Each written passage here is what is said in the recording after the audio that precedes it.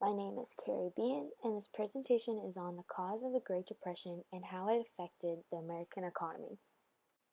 In October 1929, the stock market crashed, resulting in the Great Depression through the 1930s. This economic downfall left many Americans unemployed and surviving off very little assistance from the government. When FDR was elected in 1933, he passed the New Deal, in which many Americans put their faith back in the economic system. As we can see the clear effects of the Depression, there are many theories and causes of how the stock market crash came about. During the Roaring Twenties, the U.S. economy and stock market expanded, and stocks hitting a record high. Many new investors were purchasing stocks on margins, or in other words, they would have to pay a small percentage of the value and borrow the rest from banks. In addition, manufacturers and farmers were overproducing and having to cut the losses. Once the crash hit, Americans would rush to banks to withdraw their funds. However, investors were unable to return their money because the banks invested the money in the market. Bernanke and Rostow concluded that when prices increase during expansion, it results in an easy way for new investors to make money.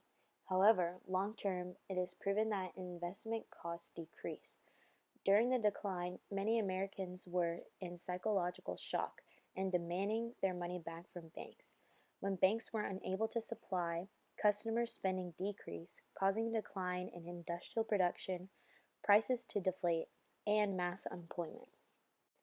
Another cause for the crash in October 1929 was the gold standard.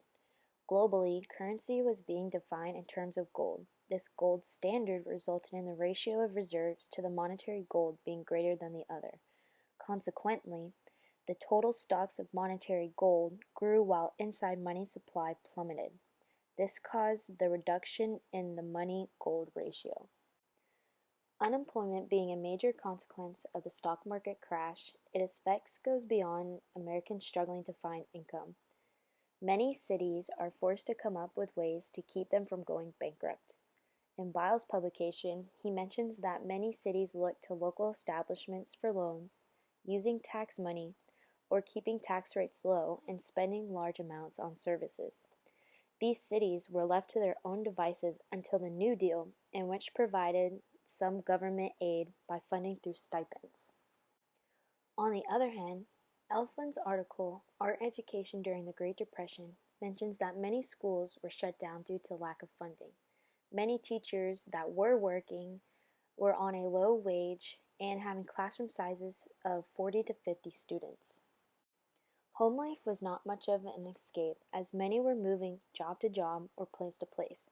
Horowitz, who was a primary source and author of the article A Child's View of the Great Depression, he remembers feeling the desperation of not knowing if he will have a meal that day or if it was moving day, as his parents were unable to pay for rent.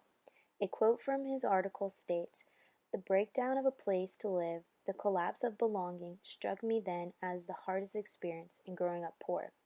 Horowitz helped put in perspective of the living conditions during the Depression. Another major effect the Depression had on the economy was agriculture. Maher concludes that during the period farmers in the Great Plains experienced drought in 1933. This left many relying on local welfare groups for aid. When the New Deal was passed, it made headway for farmers as the Soil Conservation Service helped farmers learn new techniques. This new way of plowing helped with production and helped agriculture boom. Furthermore, in the article by Clark, Farmers as Entrepreneurs, he states that the New Deal helped farmers to loan cash immediately, in which they were able to invest in new technology and quote-unquote double their rate of growth in labor productivity. In conclusion, the argument of the cause of the stock market crash in 1929 is still up for debate. However, its effects were not only nationally but internationally. With the New Deal and welfare programs, the U.S. was able to start recovering and restoring the economy. This also encouraged Americans to put their faith back into the federal government. The Great Depression lasted for many years, and not until near the end of World War II America came out of the Depression.